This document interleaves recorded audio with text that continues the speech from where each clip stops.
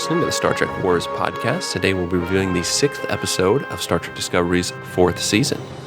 My name is Jordan, and I'll be your co-host this evening. Joining me as always, it's my co-host Joselyn. Joselyn, my computer is not in the mood to do the podcast today. It still hasn't gotten over deleting that important file last week. Yeah. Do you think it was a part of it? I know. So it's very emotional. Do you think you could give it a pep talk?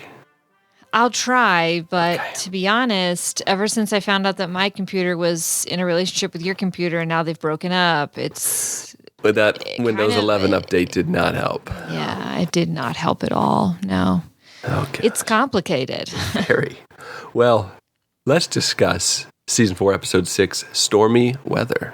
It is written by Ann Cofell-Saunders, who I was looking into her IMDb page, which I think I've done before, and she's written and worked on like every show that I loved and love to this day. 24 is where she started, which, really? I mean, who didn't love 24 when it first came out? And then 9 seasons later, I was still watching love it. Chuck, who's like one of my all-time favorite shows. She worked as a producer and writer on that show. Star Trek Discovery, the renewed Battlestar Galactica show with Ronald D. Moore. She wrote still haven't watched Pegasus, the Hugo award-winning episode. I don't know if it won or was nominated, but it should have, with Michelle Forbes, a.k.a. Ensign Rowe, as the evil captain. That's a great episode. And then Smallville. Oh, man. Young me watched Smallville. You were obsessed with Smallville. I don't know if I was obsessed with Smallville, but obsessed. I watched it for a while. And you had the Smallville sleeping bag. You had the Smallville lunchbox. Okay, I don't think those exist. I stopped watching Smallville, I think, around the 7th season. I think it went 10 seasons. It went on for a very too long time. Very long time. Yep. Yeah. Anyways, that's enough of that. Ann Cofell-Saunders, Brandon Schultz, who I also looked up on IMDb, he has 3 actor credits. One from 1975, one from 1985, and one from 2021 or 2022. Wow. So very interesting IMDb page and very little writing other than Discovery and a comic book and a few other things. So not a workaholic, that one. No, he must work Likes elsewhere. To take a lot of time off. Very healthy work-life balance. And directed by, you might recognize this name, Jonathan Frakes. I love me some Frakes. So in this week's episode, Seeking Answers, the USS Discovery ventures into a subspace rift created by the dark matter anomaly, a.k.a. the DMA. OMG. Meanwhile, Book faces a strange visitor from his past. What a strange visitor. That's... Yeah, a real weird one. Yeah, no joke. Well... Who'd imagine Book has daddy issues? Yeah. Didn't see that coming. What issues does Book not have this season? My goodness. I know, they're really putting him through it, but we'll get into that. Let's talk about our first impressions first and what you thought about this week's episode. Of course, this is a natural next episode. We need to go inside the anomaly. We need to get data. So I like the idea of it. Data, sorry, not data. Okay, Pulaski. Not the data.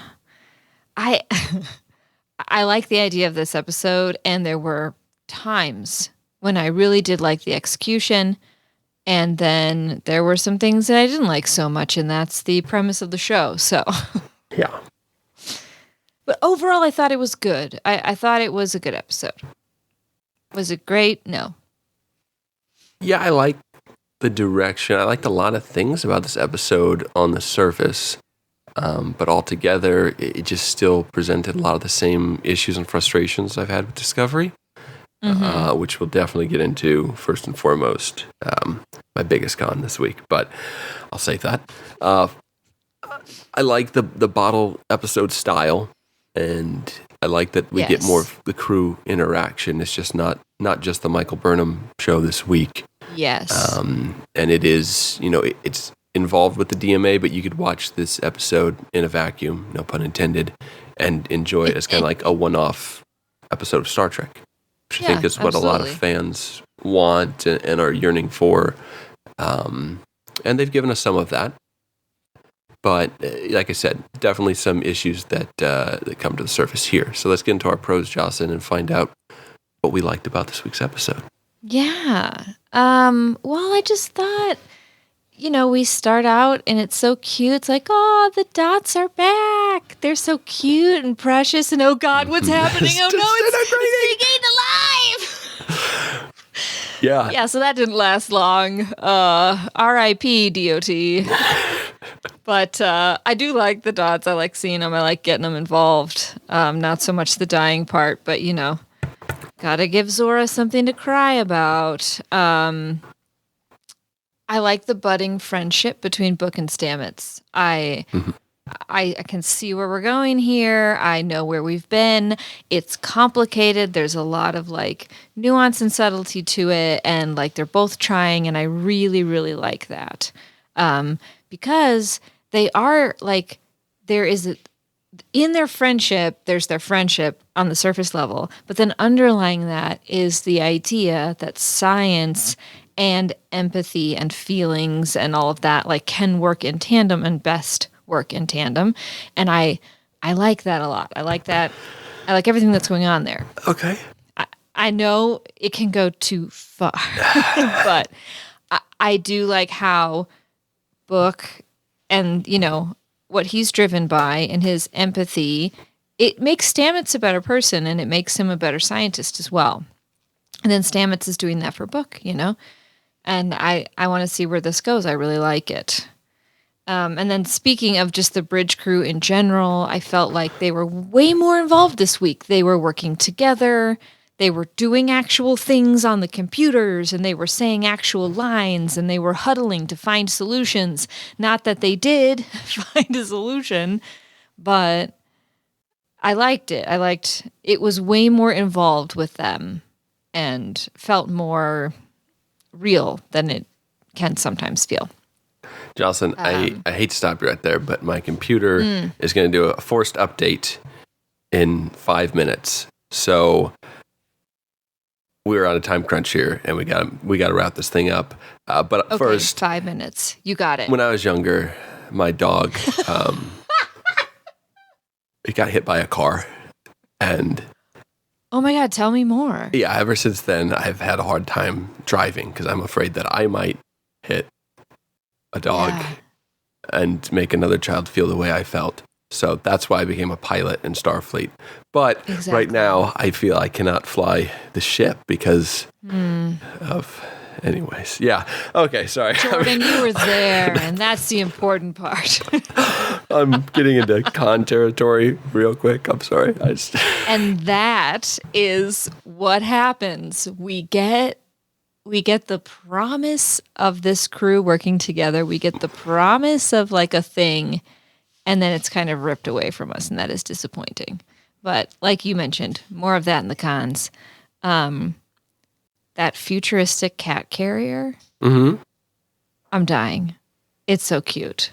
It almost makes me want a cat. Oh, wow. It was so cute. I've never seen anything like that. They should make them now. Book sure knows how to hold a grudge.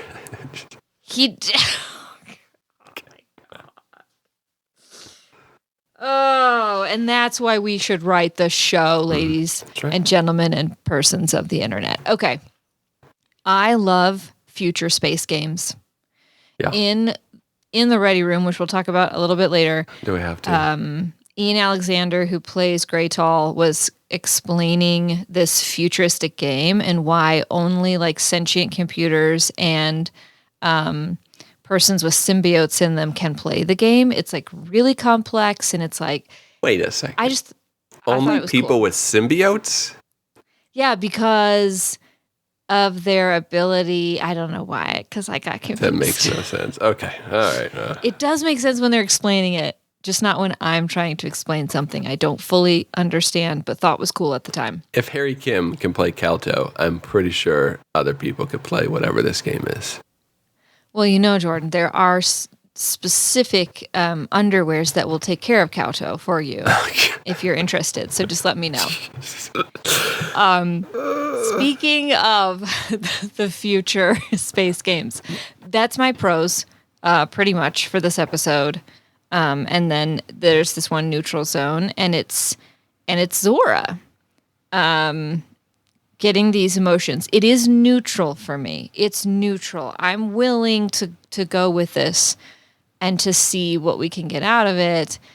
Zora getting distracted, though, by the fact that she's a computer and has to process a bunch of information at the same time as feeling these new feelings, learning to accept emotions and being afraid, like that is just neutral for me. The things I like about it is it's very Star Trek. Computers gaining sentience and then having emotions or being evil or like being like not working properly because they're getting emotions, whatever the emotion is. Like that's all the way back to original series. We saw a ton of computers and androids become like irrational in some way and have these kind of difficulties managing their emotions. Now, most of the time the emotion was kill, kill, kill, but you know, it was still there.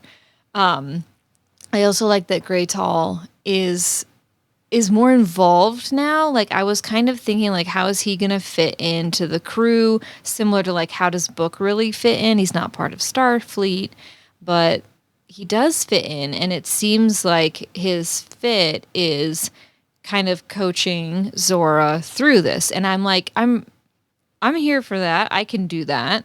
But I think the reason I don't like it is like, I think it's a personal thing. Like nothing in this entire world enrages me quite like when technology doesn't work the way that it should or that I want it to work. Like that, the fire that I feel inside of my body when my computer won't do what I'm telling it to do because I am in charge here. I'm the master. Anyway, that's why like I think I'm uncomfortable with Zora having these emotions and not doing her damn job because like I just want to throw her through the space window and it makes me mad. But that's more of a me thing. So that's why it's neutral. I'm not sure how to parse that all out. Let's set up an appointment with Dr. Culber. I wish. Especially in the future. It's probably free or something. Ridiculous. All you gotta do is sign up for the military. I know, free right? counseling. Easy peasy. Free PTSD. Oh, man. Is that all the neutral zones you had? That's it. What are your pros for this week's episode? Yeah, I like this episode overall. I don't have a ton of pros. Actually, I have more neutral zones than anything, I think, this week. But I like the mention of Linus, which I feel like he's always mentioned like as being out sick in these episodes. Yeah. This poor guy spending the day under a heating lamp. Like, I can totally just see that. I want to see like just a shot of Linus like curled up under a heating lamp. Yes. Linus has the constitution of like a Victorian era lady of inbreeding is what he has. I don't think that's ever been said before. He's very fragile. Very fragile. Fetch my heating lamp. The dot disintegrating was a pretty effective visual because you have like this cute Wall-E looking thing and then just like turns to sadness, this computer just like dying. And that's not even what gets Zora all upset. It's like the random crew member that gets sucked into space because she put up a force field to save the ship. But we'll get to that. There's more for the secondary characters to do, like we mentioned, like Awoshkin and Detmer and Reese, and even Nilsson probably has the most screen time in lines that she's ever had. For sure. Bryce has another helpful moment where he knows what sonar is. And I would think, like, they're not that far removed. I mean, they're in the 31st century now, but they were only, 200 years in the future? Like, they would probably still at least be trained on what sonar is. And every Starfleet officer ever has known what Morse code is as well. So it's kind of weird that only Bryce knows about it. Like that. But having that communications background, it does make sense that he'd be the one that knows that. And I'm glad that they pulled that out and gave him a little bit more. And I think my biggest pro this week is that there's a fire on the bridge this week. And the bridge is literally on fire. There's not just unnecessary flames. Like, the bridge is literally on fire. It's a hunka burning makes sense ship. This week. So. Yeah. I did. I guess it made sense. I did appreciate that. I like the games. I'm always down for space games. I thought it was, visually, it looked like they were playing a game. Sometimes when you do a scene like that and you have a space game, it just looks so out there and so weird and unlike anything that we would play, which there's room for that too. But I don't know why someone with a Trill symbiote would be the only one that could play space chess with a bowling ball. I'm telling you, listen, he we'll get to explains it in a way that makes sense. Just watch the Ready Room. It's at I'd the rather very not. beginning. That's It's at the beginning. okay. You won't have to watch too far. Neutral. Jonathan Frakes is on this week. Okay, I might watch that. It's pretty good. Does Will Wheaton call him Johnny? I don't recall. I'm pretty sure he Even calls if I him did, I Johnny. wouldn't tell you. And he's the only one who calls him Johnny. And you can tell John Franks is like, stop calling me Johnny. But Frakes has like a nickname for Patrick Stewart, and I'm not going to tell you what it is. Oh man, you have to watch it to find out because it's amazing. It's really good. I love Jonathan Frakes, so I will probably check it out. He's pretty cool. I will say, speaking of Frakes, that there's kind of these bizarre comic book transitions where the scene just like it transitions like upward like a comic panel. It reminded me of the Eric Bana Hulk movie. Yes. Like those doesn't Star Wars do that? Where it's like it goes to the next scene, but it's not like it's as solid. It kind of like deteriorates as it's panning up, so it's a little different look. True. This was very much like a comic book style, but it didn't fit the rest of the episode. So I don't know. I'm not opposed to it. It just felt out of place here, and I was surprised when I saw that Frakes had directed this episode. That was the choice that he made. But it's kind of like in lieu of a traditional montage, just trying to spice it up a little bit, I suppose. But I also there's something about the expediency of the show that I've mentioned before that people just beaming on and off the bridge just takes so much out of the show. Like Burnham's just like walking. And then she just appears on the bridge, which makes sense. And that's probably how, and I think I've even probably complained against the opposite of this, of people using turbo lifts when you can just site-to-site transport. But there's something lost in the scene where, like, they're talking to someone off-screen that's in the ready room or in engineering, and then, boom, they're right there. And Gray does it, too. Like, she's just all of a sudden on the bridge. And she's not even an officer, so it's kind of weird that she can just beam right onto the bridge without any, I don't know, I guess she's authorized personnel, or he. So I don't know. It's weird to me, and it just takes a lot of the show that you don't get those awkward scenes in elevators. You don't get those walk and talk moments. It's just like, boom, someone's there. So I think don't get those little moments hardly at all on this show. No, not, yeah. And that's another thing. That's the whole thing is there's not a lot of, I mean, I think about like Deep Space Nine and I think about Voyager and... Yeah, it's a lot of walking on the promenade, walking from here to there. There was funny moments, like kind of woven throughout even a very serious episode.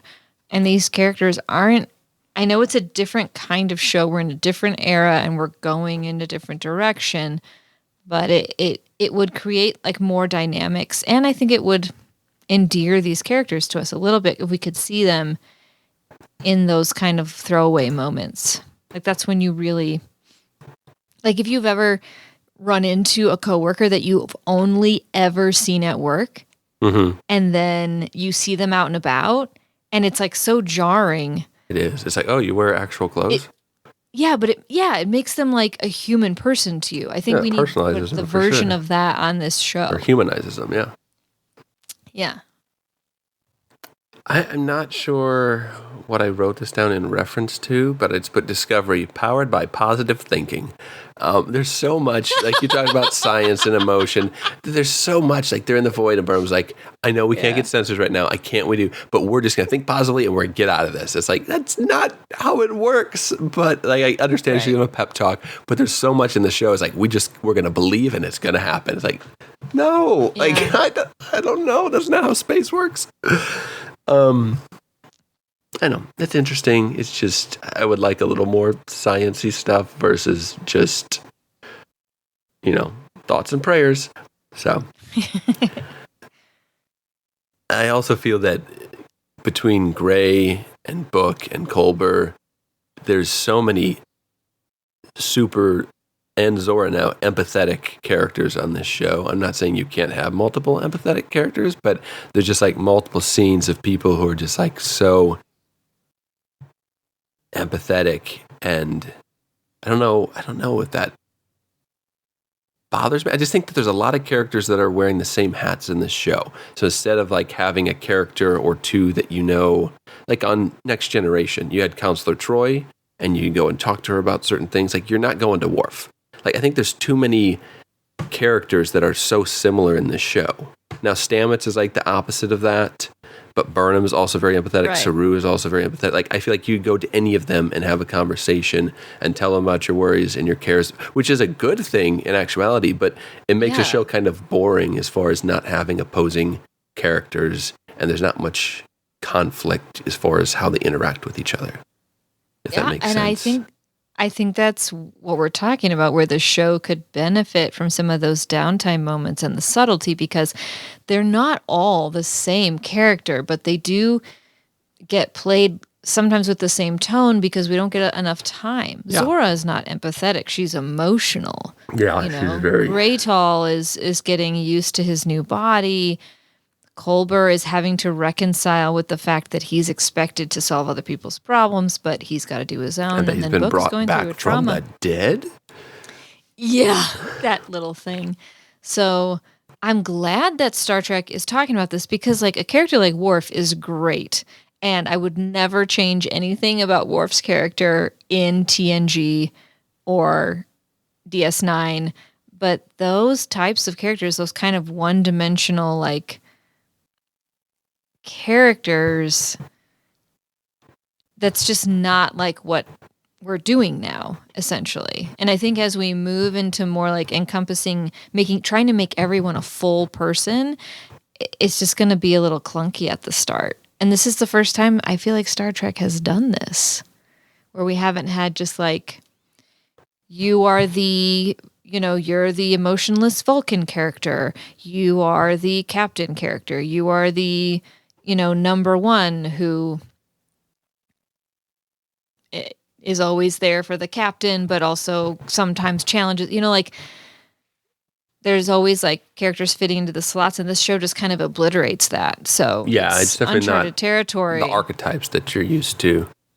Yeah. Yeah. And I think that's what people are sometimes angry about, because when things are familiar, they're more comfortable. I don't think it has to be that way. I think that there's a happy medium here, but like, I think Wayne Fraser brings this up, and we've talked about this for years, is like, we still don't know who the chief engineer is on this ship. And like, yes, the mushroom guy, Stamets, they're asking him about like the engines. It's like, no, that's not what he handles the spore drive, but he's not in charge of all that other stuff. It's just kind of weird. So I think they've fleshed things out a little bit, when like Dr. Pollard is like the chief medical officer, but they rarely ever talk to her. It's like you just see Culber, and she happens to be there. We saw her this episode, and I was like, oh yeah, you're the chief medical officer. Her. Yeah. Yeah, and Jet Reno, in my mind, is the chief engineer. I would think so. But I don't know if that's true. I don't either. And you're right. Those are things we need to know. Yep. The crew needs to have more time. They need to be more involved. Quite frankly, you could give almost any bridge officer a line and say it, and I wouldn't know who was saying it. Whereas like TNG, if someone says a line, I bet that's Worf. That's Data. Like, you can't tell them apart. That's the problem. Yes. That is the problem. This kind of goes in that same plane of the positive thinking thing. No one goes into the buffer alone.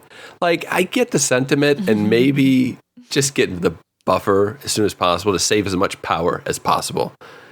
Yeah. Which will lead into my biggest con here in a minute. But, we're in pros, Jordan. Pros. You've got to... No, I'm in neutral zone.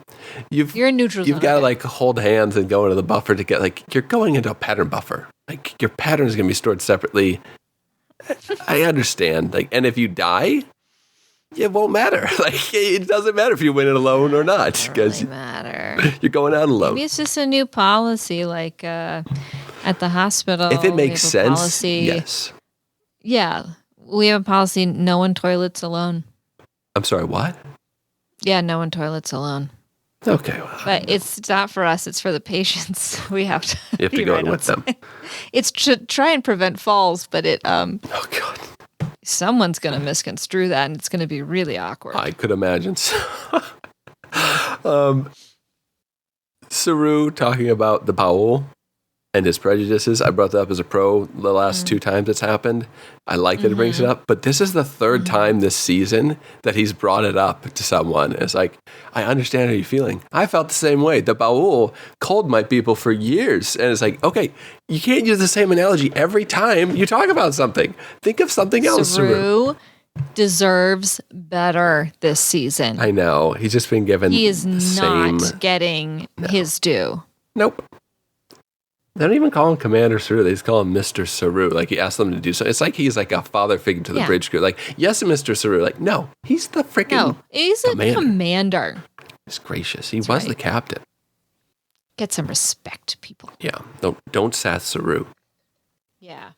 Yeah. And lastly, another person. I move this from cons to neutral zone because it does play in the story, but another person gets senselessly murdered. Like, we haven't had a week where a crew member doesn't die that we don't care about. Like, the joke of the original series is that a red shirt crew member dies every week and we don't care. Like, that's been a joke for years and years, and it's kind of a funny thing. But Discovery's doing the same thing, but they're trying to make a big deal about it. They're trying to make a big deal about it. Yeah, could you imagine if the original series is like, the computer's sad because one of the red shirts died this week? Like, no one would give a crap. They're like, yeah, it's just the random security guy. No one cares. We don't know who this person is. I mean, in that way, it is like the original series, and that's what people are asking for. Oh, God. But it affected Zora. It doesn't work, though, right? It doesn't work.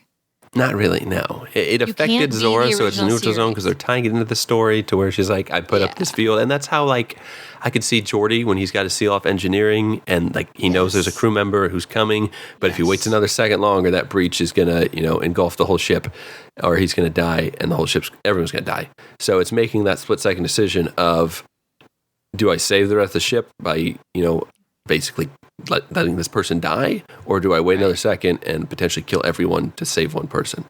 Which is an interesting thing to explore.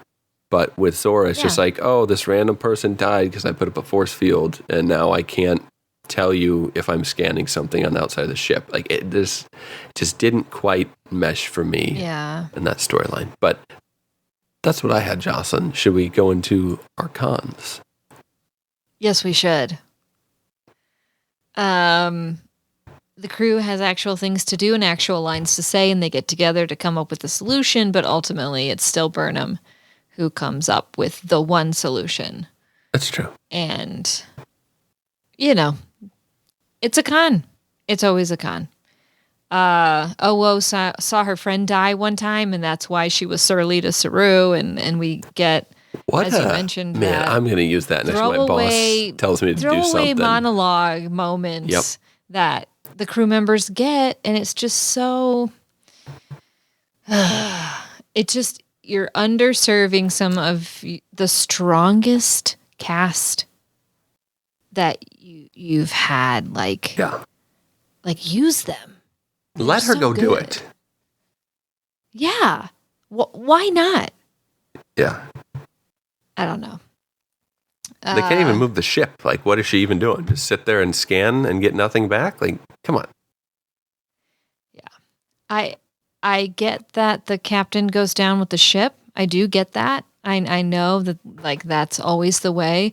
I just don't understand why Michael has to sit in the most burniest part of the ship. Like... Go to the back, get under a bed or something. Like, you don't have to sit there at the front where the fire is the hottest. Like, it's probably not that hot back there near the I don't know, in the shuttle bay or whatever. But I get it. And that scene, Zora singing. Yeah. First of all, you got your musical part of the episode, Jocelyn. I've been asking for it, and so I can't fault them that bad. Zora has a nice voice. Mm-hmm. Very nice. We've seen that before. She's a big fan of Funny Face. She is. And so that's consistent. I just thought weird timing, and I also found myself kind of wishing she was not as good of a singer, and that we could have broken that really serious moment. Maybe like she's not really singing an appropriate song, and then like Burnham maybe like she joins in, or it's just like I don't know, like because Zora's a computer and she's just discovering emotions for the first time. So what if her solution was to sing something like, I have to distract myself from this, so it could have been a funny moment almost, or like in that kind of like a devastating way. I feel like there was something to do there and they just didn't do it. Yeah. They went the most obvious way with it. Yep. At least it wasn't the Beastie Boys. disappointing. That's what I love the Beastie Boys, but I've had enough Beastie Boys in Star Trek. That's just Yeah, I know. 2 movies with Beastie Boys is too much. So much Beastie Boys in Star Trek. Like that's a total thing people talk about all the time. I'm totally getting this reference. Okay. Oh, you don't. So in the Star Trek 2009, Kirk steals a car, even though Kirk can't drive. As we you're find talking out. about the Abrams movies? Yes. Okay, now And then in Star I Trek do Beyond, like remember. the solution to the problem is blasting the Okay. Beastie Boys song, and it destroys like the enemy ships because the frequency from the song just is right. So yeah. Yep. So that Star Trek. Sorry, Jordan. Hashtag not my Okay, track. sorry. Okay. So Should have known. I don't accept Abrams as canon. I'll tell you what I Abrams have can no do with beef that those cannon. movies. Yeah. Aim that cannon where the cow toe don't shine. I don't think you're getting that right. I don't think it's cow. I think it's camel. I think I'm getting it Okay, right. okay. Again, I can help with that. Anyway, those are my cons. Do you have any cons Let me this week, see, Jocelyn. Cons. Oh, yes. Yeah, I found them. Yes. That tree is so cheesy looking, and they did not make it better with these It's weird so floating bad. digital faces that are clearly just stock photos from. They leaned in, man. Yeah, it was. I will add a pro or neutral zone. I liked Zora putting together the family tree was cool and like a full circle emotional moment where she's like, oh, I want to make my own tree. And it's like the bridge crew and they're all smiling. And like, that was kind of cool. But like Burnham doing her family nice. tree, like didn't really care. And it just looks so cheesy. Animation is awful. Also, very bold move for a show that likes to introduce surprise family members. Yeah. For Burnham to put such a definitive family tree out there, that might come back to bite them someday. This is true. This is true. Want to introduce a surprise sister, or and a really good opportunity to put like Cybok on there, or just all these random, which I guess is Spock's half brother. So I guess it's and her then we'd be quarter like, brother. what? Yeah, where was Cybok? Come on, justice for Cybok. Book's dad is just a D-bag, and again, like we just get justifications for being a total jerk. This poor guy, like the amount of trauma he's got to go through this week, and now he's got to deal with his dad haunting him from the grave, being a jerk, like telling him he's not good enough, and that he was only hard on him because he was forced to be, and like what? Excuses. Again, why are we torturing Book? Yeah. How much trauma does he have to go through? Like, what's going to happen next week? Yeah. Grudge is going to die, and then Grudge's ghost comes back to haunt him? Don't say it. Just constantly knocking his food bowl onto the floor. Oh, God. Your bowl's full, Grudge. Why do you keep doing this to me? Yeah, Zora having an emotional crisis is pretty much a con for me. Like, if that's happening, I'm turning her off and just going manual mode or something. Like, you don't have, you're putting your entire crew's lives on the line because the computer is malfunctioning, basically, at this point. I know it's more than that, but the way it's been presented so far, it's kind of tough. And I'm thinking to myself, and I can't really speak to this, but Data as a character, like early on, watching TNG for the first time, because I don't think I watched in order. I think I saw in syndication, so it's not like I watched season 1 all straight as a kid. I kind of bounced around and saw episodes here and there, and then eventually saw it all the way through many, many times. But like, was Data a great character from the get-go? And I think that maybe that's where we're at with Zora, because like Data, season 1, whistling and not getting jokes and speaking, very much like a computer and very stiffly, and then trying to go to the holodeck and idolizing Joe Piscopo, probably not something I would have been like, wow, this is an awesome character. But I think This is going to go far. Yeah. We're going to see him again in other shows. Yeah. But he was the Vulcan of TNG. He's the archetype, emotionless, logical, computer person. And that emotion chip that they made for him did get really annoying. Well, just really in one movie. He just kind of has it in generations, and you can't really turn it off. But it disrupted the ship, and it made him inefficient at his job. That's true. But that was that was a one-off. This being like an ongoing story is like, it's just, I don't know. We'll see where it goes. It could be fine. We'll see. Yeah, and we talked about this. Another story time moment. Owo telling a story of when she was a kid to justify borderline insubordination. Not really cutting it for me. Also, stop taking up so much oxygen. I don't know if this was after they decided to go in the pattern buffer. I think it's prior to it. But even after, they're like, all right, guys, we got to get in the buffer to save this oxygen because we got to turn off life support. Because I wasn't sure at first why they were getting the buffer. I was like, they're turning off life support to get more power. That makes sense. But then Burnham goes and talks to Book, and they have this whole conversation. It's like, just get in the buffer. You can't stop for story time. You can't. I can't emotionally invest in something when it's like they build it up to be this huge deal. Like, we're all going to die, but let's stop and talk. If you're in a moment where you're about to die, I think you probably get some emotional things out, but you're focused on living. You want to live, and then you can have those conversations afterwards. But in the moment, we've had so many instances this season, pretty much every episode, where something major is about to happen. They're about to die. A plant's about to explode. A wild beast on the planet's about to eat someone, and they stop where they are and they just talk and have story time. Holy cow! It's driving me insane. It's a trope at this point because we've seen this before, in just non-Trek, TV and movies. Sure. So the fact that they're doing it is a problem, but also it's the effect of not having any downtime. Yeah. A lot of these stories were portrayed this exact way in former Treks, but it was in that downtime, especially with DS9, because there were a lot more battles in DS9. Yeah. In that downtime before the big battle, before the big showdown, you would have these intimate conversations going on where they would tell a story, and it worked because again they were just waiting for the attack, or they were waiting for something. And here you're right, it's in a weird place it feels shoved in because it is shoved in. Discovery is all climax all the time. There's no build up. There's no, it's just it's crazy. I don't care what song you sing me. If the room's on fire, I'm getting to the darn pattern buffer. Holy cow.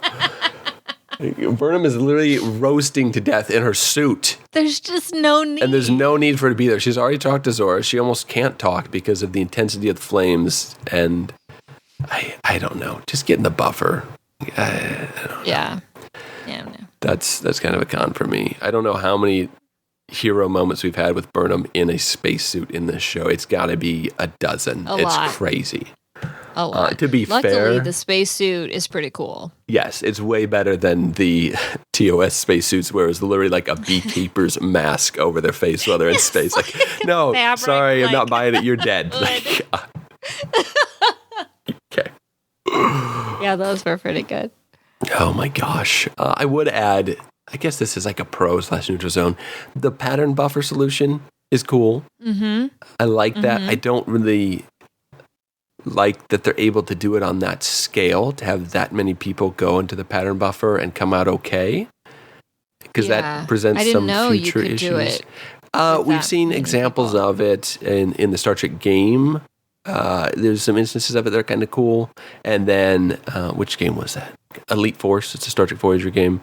That's actually a really cool Star Trek game, which is not something I say very often. Scotty would probably be the most famous example in the episode Relics, where they go on the Dyson Sphere, and on the ship they find Scotty has been stuck in the pattern buffer for a couple decades, and they beam him out, and he drinks a lot, And he goes to the holodeck on his old TOS. That's a TNG bridge. episode. Mm-hmm. So that's one instance where like someone else was in the buffer with him and he died. That's kind of sad, but yeah. Okay. So I like that storytelling element of the pattern buffer and kind of the downfall to using it. But they were also in there for like 30 years or whatever it was, so that makes more sense. This was very short term, so I'm okay with it. It's just I feel like this is like a season finale trope that you use where they go into pattern buffer and it's like oh my gosh moment, and then they come out. But it was fine.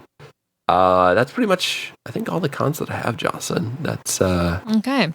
Kind of wraps things up for me. Do you want to go to the fan comments and see what they had to say? I do. I think the first comment is... Go ahead. Yeah? Start? Go? I was just I think we just had the 3 comments, so I can read the middle one if you want to start. All right. The first one's from Wayne Fraser. And Wayne says, shh, I'm writing this review in very hushed tones. I really liked this episode. An old-fashioned bottle episode. I'm going to stop whispering now. Almost standalone, giving multiple characters something to do. No Sonequa. Cool spatial anomalies. Uh-huh. No? Let's say Sonequa would read the whole thing in hushed tones, Jocelyn. I take, this is my comment, this is not Wayne. I take no issue with the way Sonequa plays her lines. I think she's masterful, and I love it, and I will fight you. Okay. Cool spatial anomalies, back to Wayne. A really interesting story involving Gray and Zora, a combination I would not have thought would be so compelling. More, please! Now, if the writers could only get out of their own way, this show could really become something special. Yet another unnecessary, poorly timed, awkwardly inserted backstory for one of the bridge crew, and the writers really get in their own heads or up their own butts, I'm not sure which, on the technobabble. By the way, who's the chief engineer? Why did Burnham ask Stamets, the mycelial specialist who doesn't work anywhere near the warp engines, for more power? Isn't it time we meet the chief engineer and just name Pollard as the CMO? Oh, and Burnham, please speak up. Not everything needs to be fervently whispered. Okay, that was a list of things that had been bugging me forever on this show that I needed to express, apparently. But like I said, good episode. Barbara Whipple says, well, they had the cat. I keep expecting it to do something important. Me too. Saru was good. Yeah. He's so calm and inspires confidence. I would like to see him be captain again. Anyone else think they're getting close to the short treks where the ship was waiting around all alone for 1,000 years? Yeah, I almost thought like, hey, the whole crew's going to die and they're going to get stuck in there and then we're going to start with Zora the short trek. But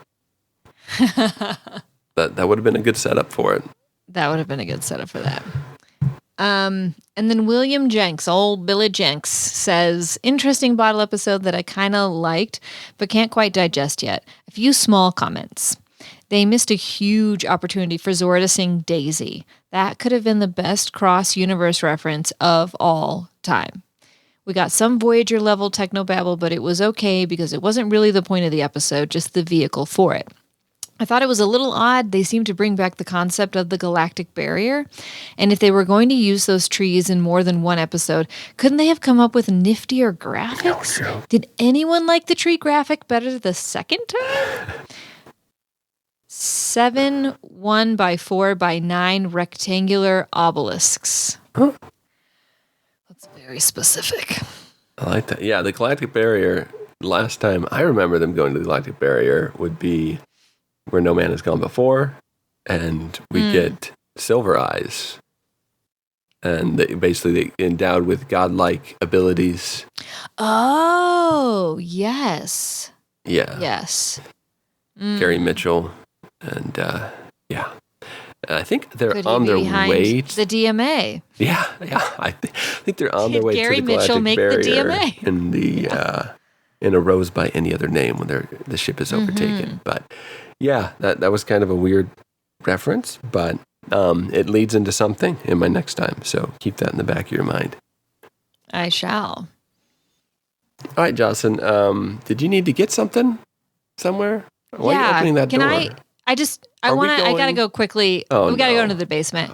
Okay. I'll be right back. We're gonna go down into the basement. Okay. Or as Janeway would put it, time to take out the garbage. Anyway, I scoured Disco's IMDb page for the finest, most poignant 1-star reviews, and this week, Dig Nuts 23 does not disappoint. Honestly, Jocelyn, I don't think you need to read the review. I already know what it is just by the name. You already know what it is? Why is it with these people? It's always like their name gives away. I can't. I almost can't, but I can, so I will. This was so utterly boring, Dig Nuts 23 says, that my skip button was glowing red hot. Upside is that I just wasted 10 minutes on this nonsense. Could not even finish this droopy, cringy trash. Guessed the general plot, looked it up, and I had imagined more detail and meaning than the actual episode contained. Wow. He'd imagined more detail, Jordan, out of his 10 minutes. He hated it so much that he looked up the end and did research. It is that bad. And then compared and contrasted he watched his expectations 10 minutes of it, and he just reality. thought it would be more detailed than that. You can imagine on the fly better and more meaningful narratives while skipping the endless whispering and moaning and crying and under par techno babble. Jordan, I had no idea I could watch TV like this. I have been wasting countless hours actually watching full-length episodes of shows I like instead of hate watching 10 fast-forward minutes of shows I love to hate, looking up the plot synopsis online, and then writing scathing reviews about something I have no idea about. So, I mean, all the time I could be saving. So, I went ahead and did this with Yellowstone. Oh. So here's my IMDb review of Yellowstone. 1 out of 10 stars. Oh, no. Black. Just spent a full 10 minutes watching season 1 of Yellowstone at 16 times speed, and I gotta say, I thought it would have been way more detailed. There's just so much talking and land and cattle, and there's this one lady who cries all the time, and it's like, hey, sister, they make waterproof mascara for a reason. I could imagine a better, more meaningful narrative on the fly. Like, I don't know, maybe something like a man so grief-stricken by the death of his wife that he attaches all meaning in life to the land he owns and refuses to let it go. If he did, then he would have to confront the deep sadness he feels inside, and he'd rather not do that, so it's going to be 4 seasons of yelling, guns, cattle, crying, and violence with some sort of, reference to Native American culture thrown in for flavor. That's the show. That's the show they should have done, Jordan. You're not wrong. Did you watch Yellowstone, though? Yeah. No. I watched season 1. Okay. It took 10 minutes, and then I looked up the plot. Jordan, I did it. Okay. I'll tell you what, Jocelyn, next week. I wrote the review. I did it. You did it. Congratulations. I can't spend any more time on this drippy, droobly trash. I'll tell you what, next week, Jocelyn, I want you to watch 10 minutes of the episode of Star Trek Discovery. Look up online what happens, and then we'll podcast and see. And then we'll podcast. Yeah. Perfect. This works out great for me as a fan of the show. Why don't we both do it? It'll be way faster. Oh my God. I'm just saying, we've been foolishly watching the whole episode this whole time. Sometimes twice. Yeah. I will say, amazing. This is the only episode I have not watched twice. I think ever. So. Any reason? Time. Christmas Eve, daughter's birthday, work, children, presents, all sickness. Everything. Well, not only did I sit through this episode at 1 times speed, that's like in real time speed. That's an option. But I also watched. Yeah, you can just watch it at normal speed, like at regular speed. Yeah, this is apparently how most people watch TV. And then I watched The Ready Room with Will Wheaton. And all I have to say about that is Jonathan Frakes was on. And I think that we all need to practice seeing Will Wheaton through the eyes of Jonathan Frakes. Because this guy, I don't know, he just seems, and I hope this is true, and I hope I'm not proven wrong someday in some awful way that sometimes I am proven wrong about people, but he just seems like a quality human person who sees value in other human people, and it's really great. And I will tell you what he calls Patrick Stewart. Oh. Calls him Pea Stew. Oh, I've heard that. Old Pea Stew. Yeah.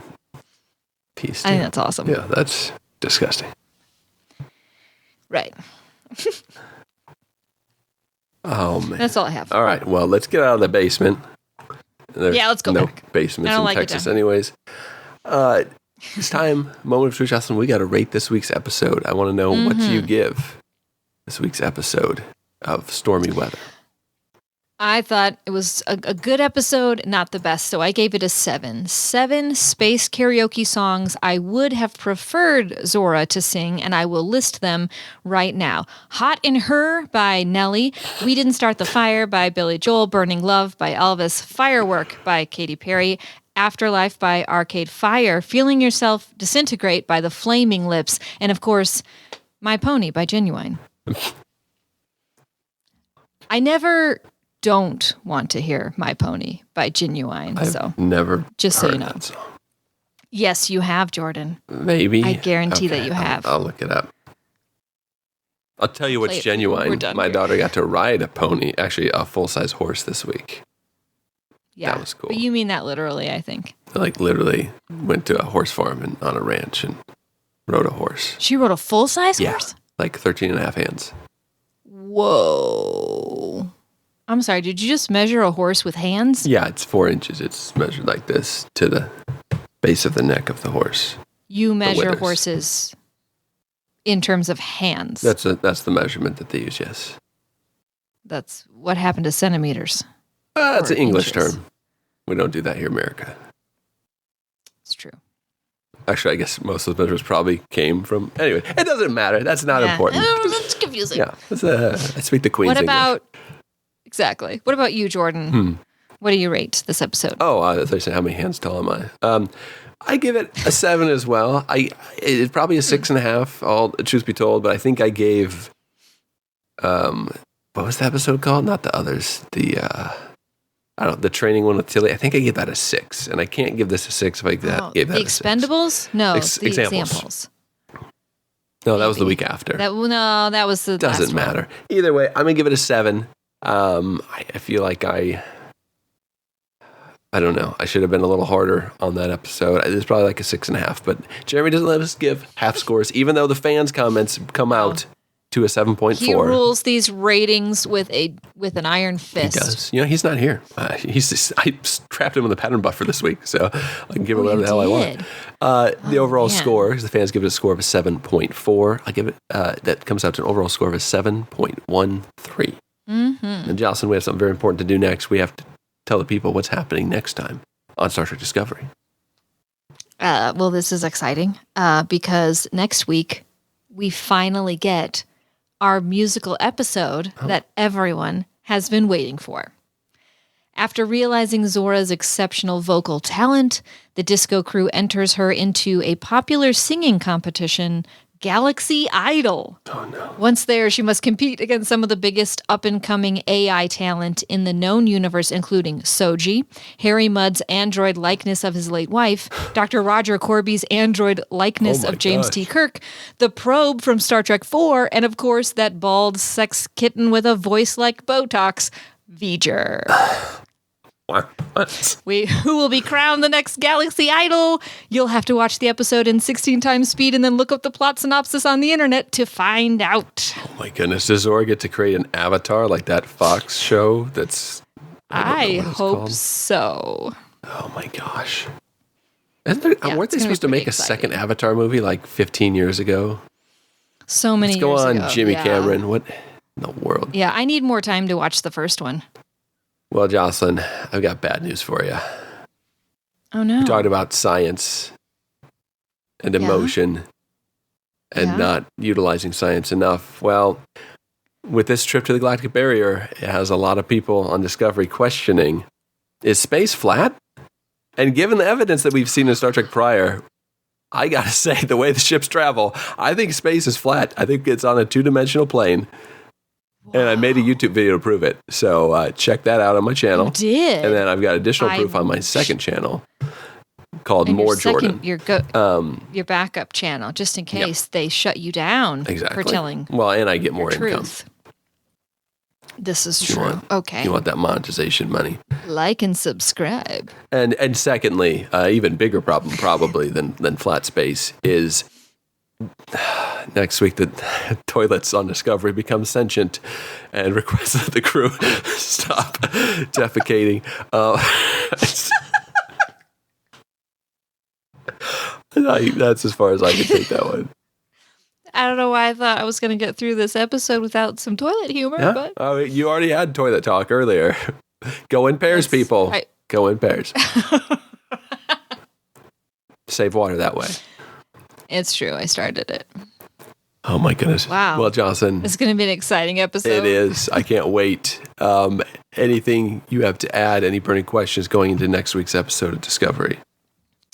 The biggest question I have now is, are we going to see a nefarious new species who made this anomaly on purpose as a super weapon, or are we dealing with another accidental fluke of science that inadvertently became a prolific killing machine? That's my question. Yeah, I was thinking fluke of science, because if it's like an alien entity outside of our plane of existence or our galaxy, which I can only really think of a few examples like Q or Species 8472, it could be nefarious in nature, but I think more than likely it's like this big misunderstanding.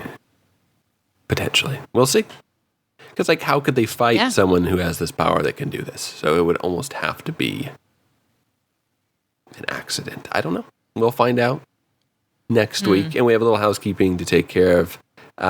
Next week's episode will be the last, because we're going to be taking a break here at Star Trek Wars, which actually coincides with Discovery taking a break, and we'll return on February 10th. So we'll be here next week to review the 7th episode. There'll be a hiatus where Prodigy comes back, and then we'll have Discovery back February 10th. So thank you all for listening to Star Trek Wars. We will return next week prior to our mid-season break to review the 7th episode, entitled ...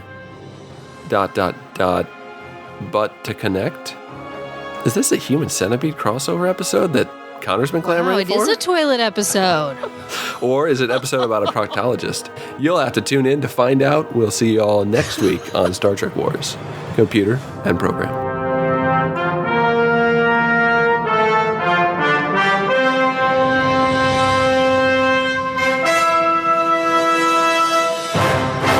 Thanks for listening to Star Trek Wars.